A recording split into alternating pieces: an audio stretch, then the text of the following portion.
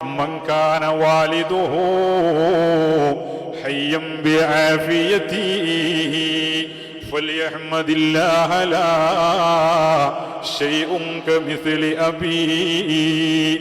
ഈ അടുത്ത് ഞാൻ കണ്ടൊരു കവിതയാണിത്. ഈ കവിത 5-6 വരിയുണ്ട്. ഞാൻ ഒറ്റയ്ക്കിരുന്ന് ഈ കവിത ചൊല്ലിയപ്പോഴൊക്കെ എൻ്റെ കണ്ണുകൾ നിറഞ്ഞു പോയിട്ടുണ്ട്. ഈ കവിത ആര് എഴുതിയതാണ് എന്ന് എനിക്കറിയില്ല. എവിടെയോ കണ്ടപ്പോൾ ഞാനത് അപ്പടി കുറിച്ചു വെച്ചു മാസങ്ങൾക്ക് മുമ്പ്. ഈ കവി വളരെ അർത്ഥവത്തായ ഒരു കവിതയാണ്. ഉമ്മ ഉപ്പ എന്ന് പറയുന്ന 2 വിളക്കുകൾ, നമ്മുടെ വീടിന്റെ പ്രകാശങ്ങൾ. ആ പ്രകാശം നമ്മിൽ നിന്ന് അസ്തമിച്ചു പോയതിന്റെ വേദന അറിയുന്ന ആളുകൾക്കറിയും, നഷ്ടപ്പെട്ടവർക്ക്. ഉമ്മയും ഉപ്പയും ഹയാത്തിലുള്ളവർക്കത് തിരിച്ചറിയാൻ ഒരു പക്ഷേ ഈ കവിത ഉപകരിച്ചേക്കാം. ആരുടെയെങ്കിലും മാതാവോ പിതാവോ ജീവിച്ചിരിക്കുന്നുണ്ടെങ്കിൽ അവൻ അല്ലാഹുവിനെ സ്തുതിച്ചുകൊള്ളട്ടെ. ലാ ശൈഉൻ കമിസ്ലി അബീ, ഉപ്പാനെ പോലെ ഒരു വസ്തുവും തന്നെ ഇല്ല കേട്ടോ. പിതാവിന് തുല്യമായി മറ്റൊന്നുമില്ല കേട്ടോ. മാതാവിന്റെ മഹത്വങ്ങൾ നമ്മൾ ധാരാളം കേട്ടിട്ടുണ്ട്. ഉമ്മാന്റെ ഫളായിലുകൾ ധാരാളം കേട്ടിട്ടുണ്ട്.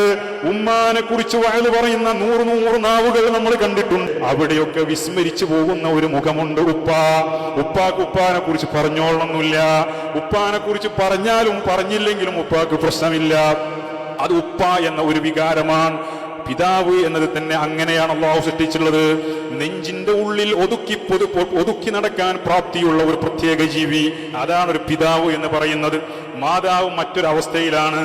ഈ കവിത ഒരു പിതാവിന്റെ സ്ഥാനത്തെ ബോധ്യപ്പെടുത്താൻ നമുക്ക് ഉപകരിക്കും. മരിച്ചുപോയ ഉപ്പമാർക്ക് വേണ്ടി നിങ്ങൾക്കൊരു ദിവസവും പോലും മുടങ്ങാതെ ഫാത്തിഹ ഓതാനും യാസീൻ ഓതാനും ദുആ ചെയ്യാനും നിങ്ങളെ ഈ കവിത പ്രാപ്തരാക്കും. ജീവിച്ചിരിക്കുന്ന ഉപ്പമാരോട് ഏതെങ്കിലും നിലയ്ക്ക് വെറുപ്പോ വിഷമമോ മനസ്സിൽ കൊണ്ടു നടക്കുന്നവരുണ്ടെങ്കിൽ ഉപ്പാന്റെ കാൽക്കൽ വീണ് മാപ്പ് ചോദിക്കാൻ ഒരുപക്ഷേ ഈ കവിത നിങ്ങൾക്ക് ഉപകരിക്കും. മൻകാന വാലിദുഹു ഹയ്യം ബിആഫിയതി فليحمد الله لا شيء كمثل أبيه لصوته في نواحي الدار رهبته بالنصح والوعظ والتوجيه والأدب باللمس طفل يربيني وينصحني أبكي وأطلب أضعافا من اللعب وإن أتى والدي من شغله تعبا أقول بابا فينسى بالغ التعب واليوم سرنا كبارا في منازلنا لكن ظلوا صغارا في عيون أبي ولم يخلف لنا مالا ولا ذهبا لكن وجود أبي أغلى من الذهب. പിതാവ് നഷ്ടപ്പെട്ടവർക്ക് ഈ പറയുന്നതിന്റെ വ്യഥ അറിയും. ഉപ്പ ഹയാത്തിലുള്ള ആളുകൾ അവരുടെ വലുപ്പം തീർച്ചയായും മനസ്സിലാക്കിയിരിക്കണം. ഉപ്പ ഹയാത്തിലുള്ളവർ, ആഫിയത്തോടെ ജീവിച്ചിരിക്കുന്നവരുള്ളവർ അല്ലാഹുവിനെ സ്തുതിച്ചുകൊള്ളട്ടെ. ലസൗതുഹു ഫീ നവാഹിൽ ദാരി റഹ്ബതുഹു, പിതാവ് ജീവിച്ചിരിക്കുന്ന സമയത്ത് വീടിന്റെ നാനാദിക്കുകളിലും പിതാവിന്റെ ഗൗരവമേറിയ ശബ്ദങ്ങൾ നമുക്ക് കേൾക്കാം. ബിന്നുസ്ഹി വൽ വഅളി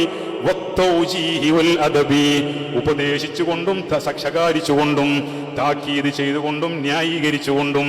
ചിലപ്പോൾ ഉപ്പ നമുക്ക് വേണ്ടി ന്യായം പറയും, ചിലപ്പോൾ ഉപ്പ നമുക്ക് എതിരായിട്ട് വാദിക്കും, ചിലപ്പോൾ ഉപ്പ നമ്മെ ഉപദേശിക്കും, ചിലപ്പോൾ ഉപ്പ നമുക്ക് അദബ് പഠിപ്പിച്ചു തരും. ഇങ്ങനെ ഉപ്പ ഹയാത്തിലുള്ള കാലം വീടിന്റെ നാനാദിക്കുകളിലും പിതാവിന്റെ സ്വരം വിവിധ രൂപത്തിൽ നിങ്ങൾക്ക് കേൾക്കാം. ആ സമയത്ത് നിങ്ങൾക്കത് അരോചകമാണ്. ഉപ്പാന്റെ ശബ്ദം ഒന്നും മിണ്ടാതിരുന്നോട് എന്ന് നിങ്ങൾ പറഞ്ഞു പോകും. ഉപ്പാക്ക് വേണ്ടി നിങ്ങൾ പല നിലക്കും ഉപ്പാനോട് നിങ്ങൾ പ്രകോപിതരായിട്ടുണ്ടാകും. അത് നിങ്ങൾക്ക് പ്രകോപനം സൃഷ്ടിച്ചേക്കാം. പക്ഷേ ഒരു ദിവസം ആ ശബ്ദമൊന്ന് നിലച്ചു നോക്കണോ? വീട് ഉറങ്ങിപ്പോകുന്നതാണ്. ഒരു ദിവസം ആ ശബ്ദം കെട്ടടങ്ങിയാൽ ആ വീട് രാജ്യമില്ലാത്ത, രാജാവില്ലാത്ത രാജ്യമായി മാറും, നാഥനില്ലാത്ത കളരിയായി മാറും. അന്ന് നിങ്ങൾ തിരിച്ചറിയും, ഉപ്പ സുഖമില്ലാത്ത ആളാണെങ്കിലും സിറ്റ് ഔട്ടിൽ ഉപ്പ വെറുതെ ഇരുന്നാൽ മതി, ആ വീടിനുണ്ടായിരുന്ന പ്രകാശം നമുക്ക് തിരിച്ചറിയാൻ സാധിക്കും. ബിൽ അംസി തിഫ്ലുൻ യുറബ്ബീനി വയൻസഹുനി. ഇന്നലെ ഞാൻ കുട്ടിയായിരുന്ന സമയം ഉപ്പ എന്നെ തെർബിയത്ത് ചെയ്തു, വളർത്തി. തെർബിയത്ത് എന്ന് പറഞ്ഞാൽ ഓരോ ഘട്ടം കഴിയുമ്പോഴും കൈ വളരുന്നോ കാല് വളരുന്നോ, ആവശ്യമായ സമയത്ത് നമുക്ക് ഉയർച്ചയുണ്ടാകുമ്പോൾ, ദിവസങ്ങൾ കൊണ്ട് നമ്മുടെ ശരീരഘടനകൾ മാറി വരുമ്പോ, നമ്മുടെ ജീവിതത്തിന്റെ ഓരോ ഘട്ടങ്ങളിലും വേണ്ട രീതിയിൽ കൈകാര്യം ചെയ്തുകൊണ്ട് പിതാവ് നമ്മളെ തർബിയത്ത് ചെയ്യും. മാത്രമല്ല വയൻസഹുനി, എന്റെ ഉപ്പ എന്നെ ഉപദേശിക്കുകയും ചെയ്യും. അബ്കീ വ അത്ലുബു, ഞാൻ കരയും, ഞാൻ എന്റെ ഉപ്പാനോട് ആവശ്യപ്പെടും. അദ്ഗാഫം മിനൽ ലുഅബീ, എത്രയോ കണക്കില്ലാത്ത കളിപ്പാട്ടങ്ങൾ എന്റെ ഉപ്പാനോട് ഞാൻ ആവശ്യപ്പെടും. എന്ത് ചോദിച്ചാലും ഉപ്പാക്ക് സാധ്യമല്ല എന്ന് പറയാറില്ല. ഇന്ന് നമ്മുടെ മക്കളൊക്കെ അനുഭവിക്കുന്ന വലിയൊരു നിഅമത്തും ഒരു തന്നെയാണ്. നമ്മളെ ഉപ്പമാരൊക്കെ നമ്മേക്കാൾ ദുആക്ക് അർഹരാണ്. സാമ്പത്തിക പ്രതിസന്ധി അനുഭവിച്ചിരുന്ന ഒരു കാലഘട്ടത്തിലാണ് അവർ നമ്മളെ പോറ്റിയത്. വളരെ ചെറിയ പൈസക്ക് ശമ്പളത്തിന് ജോലി ചെയ്തുകൊണ്ട് രാവും പകലും ഇരുതലയും മുട്ടിക്കാൻ വേണ്ടി കഠിനാധ്വാനം ചെയ്യുന്ന കാലഘട്ടത്തിലാണ് ആരോരും അറിയാതെ മറ്റുള്ളവരോട് കടം വാങ്ങിയിട്ടെങ്കിലും വീട്ടിലറിയാതെ ഉപ്പാവിടെയുള്ള വയറുകൾ പോറ്റിയത്, വിദ്യാഭ്യാസം നടത്തിയത്. അതിനൊന്നും നമ്മൾ ഒന്നും തിരിച്ചു കൊടുത്തിട്ടില്ല. ഒരാൾ പോലും ഉപ്പാനൊരു താങ്ക്സ് എന്ന് ഫോർമാലിറ്റി പോലും പറയാറില്ല. ഒരു മകനിൽ നിന്ന് ഉപ്പാത് പ്രതീക്ഷിക്കുന്നുമില്ല. അവർക്ക് എന്റെ ആവശ്യമില്ല. ബിൽ അംസി തിഫ്ലുൻ യുറബ്ബീനി വയൻസഉനി അബ്കി വഅത്ലുബു അദ്ആഫൻ മിനൽ ലുഅബി വഇൻ അതാ വാലിദി. എന്റെ ഉപ്പ എന്റെ വീട്ടിലേക്ക് കടന്നു വന്നാൽ മിൻ ശുഉലിഹി തഅബാ, ജോലി കഴിഞ്ഞ് ക്ഷീണിച്ച് പരവശനായി അവശനായി എന്റെ ഉപ്പ വീട്ടിലേക്ക് കയറി വന്നാൽ അഖൂലു ബാബാ, ഉപ്പാന്റെ മുഖത്ത് നോക്കി ഉപ്പാ എന്ന് ഞാൻ വിളിച്ചാൽ, ബാപ്പാ എന്ന് ഞാൻ വിളിച്ചാൽ, കൂലിപ്പണി ചെയ്ത് കഠിനാധ്വാനം ചെയ്ത് ശരീരത്തിൽ മരത്തിന്റെ കറകൾ, മണ്ണിന്റെ ചെളി പിടിച്ച് മണ്ണ് പിടിച്ച് വിയർത്ത് നാറി അവശനായി കേറി വരുന്ന പിതാവിനോട് മകൻ കേറി ഉപ്പാ എന്ന് വിളിച്ചാൽ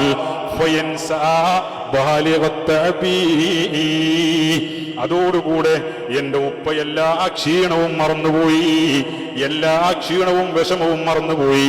ഈ ഒരൊറ്റ വിളി കാരണം ഇന്നിതാ നമ്മളൊക്കെ വലിയ ആളുകളായി, സംഘടനാ പ്രവർത്തകരായി, നേതാക്കളായി. ഉപ്പാന അറിയുന്ന ആളുകളെക്കാൾ കൂടുതൽ നമ്മെ പല ആളുകളും അറിയാൻ തുടങ്ങി. നമ്മളൊക്കെ വലിയ പൈസക്കാരായി, എല്ലാ സുഖ സൗകര്യങ്ങളും അനുഭവിക്കാൻ പ്രാപ്തരായി. നമ്മുടെ കാഴ്ചപ്പാടിൽ നമ്മളൊക്കെ വലിയ ആളുകളായി. പക്ഷേ ഉപ്പാന്റെ കണ്ണിൽ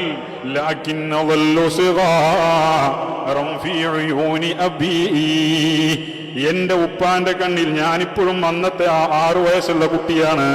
എന്റെ ഉപ്പാന്റെ കണ്ണിൽ ഞാനിപ്പോഴും അന്നത്തെ 5 വയസ്സുള്ള കുട്ടിയാണ്. ഈ ബോധം നമ്മൾ തിരിച്ചറിയണം. ഇതൊരു യാഥാർത്ഥ്യമാണ്.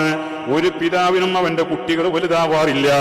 നമ്മൾ പൈസക്കാരായി, നേതാക്കളായി, നമ്മളൊക്കെ സൗകര്യമുള്ളവരായി നമുക്ക് തോന്നാണ്. അതുകൊണ്ട് നമ്മളെ ഉപ്പ നമ്മളോട് സംസാരിക്കുമ്പോ നമ്മൾ മനസ്സിലാക്കണം, ഉപ്പാന്റെ അടുത്ത് ഞാൻ ഇപ്പോഴും പഴയ ചെറിയ കുട്ടിയാണ് എന്ന്. ഇപ്പോഴും നമ്മളെ ഉപദേശിക്കും ഉപ്പ.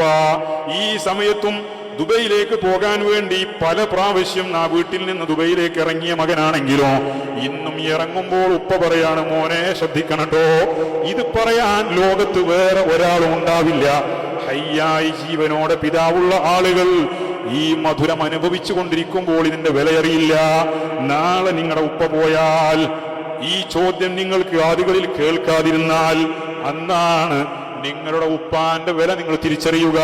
ഞാൻ പറഞ്ഞല്ലോ, ജീവിച്ചിരിക്കുന്ന ഉപ്പമാരുണ്ടെങ്കിൽ അവരുടെ കാൽക്കൽ വീഴണേ. മരണപ്പെട്ടു പോയ ഉപ്പമാരുണ്ടെങ്കിൽ ഒരു ദിവസം നമ്മളെ കൊണ്ടൊരു ഫാത്തിഹ, നമ്മളിലൂടെയുള്ള ഒരു യാസീൻ അവരുടെ ഖബറിലേക്ക് ചെല്ലാത്ത ഒരു ദിവസം പോലും ഉണ്ടാകാൻ പാടില്ല. തീർച്ചയായും അല്ലാഹു സുബ്ഹാനഹു വ തആല അതവിടെ എത്തിക്കുകയും അതിലൂടെ നമ്മുടെ ഉപ്പാന്റെ ദറജ വർദ്ധിക്കുകയും മാത്രമല്ല, ഖബറാളികളുടെ ഇടയിൽ തന്നെ നമ്മുടെ ഉപ്പാക്ക് ഒരു സൽപ്പേരും ഉണ്ടാവുകയും ചെയ്യും.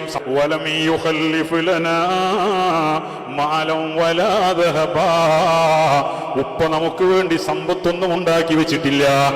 ഇതാണ് പിതാവ് എന്ന് പറയുന്നത്. അവരുടെ ഹൃദയത്തിൽ നമ്മൾ കാണാത്ത വലിയ സ്ഥാനം അവർ നമുക്ക് തന്നിട്ടുണ്ട്. പക്ഷേ ഇത് തിരിച്ചറിയാതെ നാം അവരോട് സംസാരിക്കുമ്പോൾ ആ ഹൃദയത്തിനുണ്ടാകുന്ന വേദനകളെ നാം തിരിച്ചറിയണം. മരിച്ചു പോയിട്ടുണ്ടെങ്കിൽ തീർച്ചയായും നമ്മുടെ പ്രവർത്തനങ്ങളെ കൊണ്ട് അവരെ നമ്മൾ സന്തോഷിപ്പിച്ചു കൊണ്ടേയിരിക്കണോ. ഇല്ല, അവര് നമുക്ക് വേണ്ടി സമ്പാദ്യങ്ങളൊന്നും തന്നിട്ടില്ല. സ്വർണ്ണ കൂമ്പാരങ്ങളും അവർ തന്നിട്ടില്ല. പക്ഷേ ലകിൻ വജൂദു അബീ അഗ്ലാ മിനൽ ദഹബി, പക്ഷേ എന്റെ പിതാവിന്റെ സാന്നിധ്യം അത് സ്വർണ്ണ കൂമ്പാരങ്ങളെക്കാൾ എനിക്ക് വിലപ്പെട്ടതാണ്. എത്ര മനോഹരമായാണ് ആ കവി ഇത് എഴുതി പിടിപ്പിച്ചിട്ടുള്ളത്.